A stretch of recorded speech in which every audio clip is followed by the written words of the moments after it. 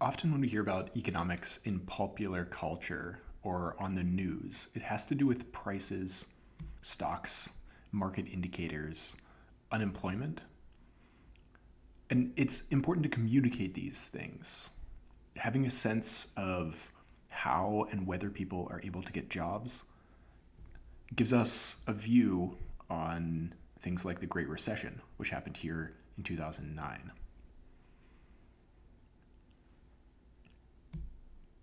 And we can also see here in 2020, you'll notice the pandemic shows up on our unemployment rate. These economic measures communicate really important things, but economics at base isn't about money or unemployment. So let's start at the beginning. This class is about the behavior of decision makers. Each of us has preferences. I prefer carrot cake to chocolate cake.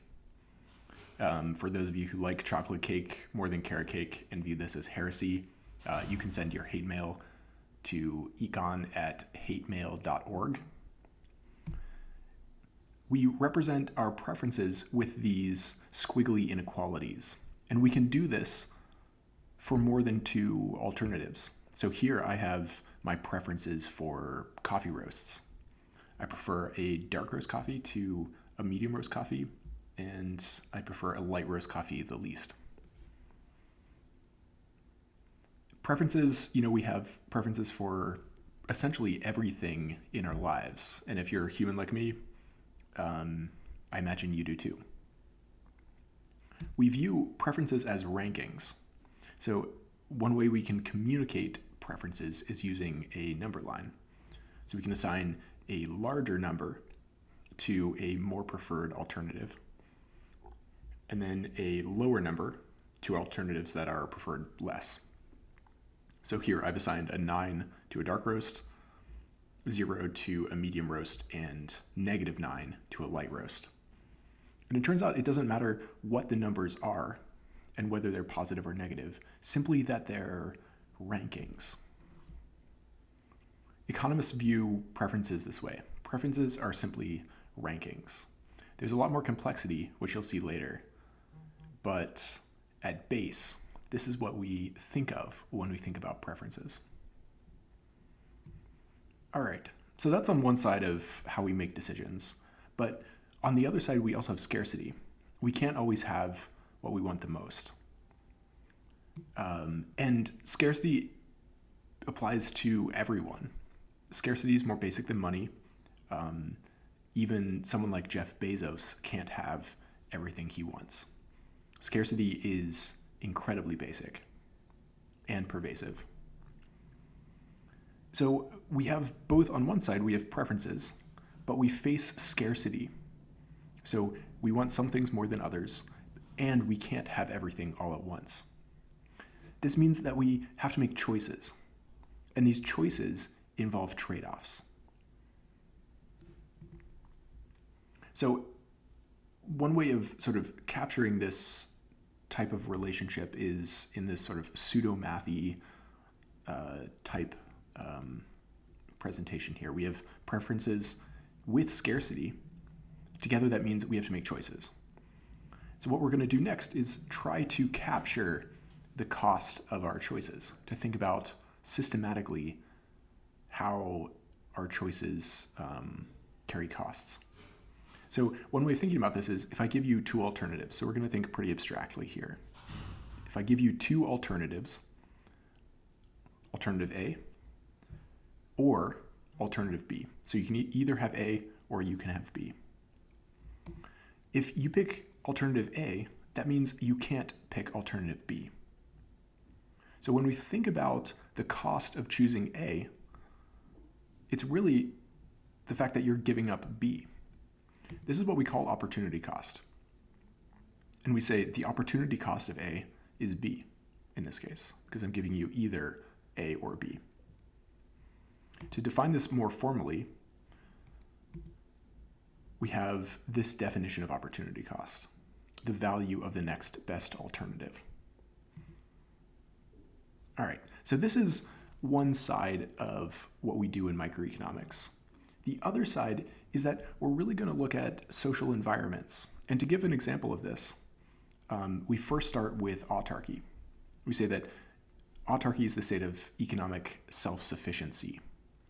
The intuition I have here is to think about someone living by themselves in a cabin in the woods. They're growing all their own food and they're doing all their own chores and, taking care of all their needs on their own. They're not relying on anyone else for help. And to sort of illustrate why, so to go back, a big part of what we do in this class is to think about why we don't live in autarky, at least most of us. I guess I spent some time in a cabin, but it wasn't by myself, and it was for fun. But most of the time in our world, we interact with others. So we're going to focus quite a bit in this class on social environments. So we're going to look at a quick little example here of why social environments matter and how we sort of think about them in microeconomics. So let's imagine you're going on a date. If your date goes to the theater, represented by T, you have two alternatives. Either you can go to the theater or you can go to the movies. If you go to the theater, you get a payoff of 10, and we've just talked about preferences. 10 is more preferred to -1. So we're saying going to the theater when our date goes to the theaters is something we like better. But if our date is going to the movies, suddenly this switches. So it's more preferred for us to go to the movies. We prefer going to the movies over going to the theater now, where before we were going to the theater and that was the thing we wanted when our date was also going to the theater. So the point here is that our preferences interact with those around us. Our preferences depend on what the people around us are doing. All right, so we're going to flesh out why these things matter and develop a systematic framework for thinking about interactions and how we make our choices when we have preferences and scarcity. And we're going to do this in 6 parts.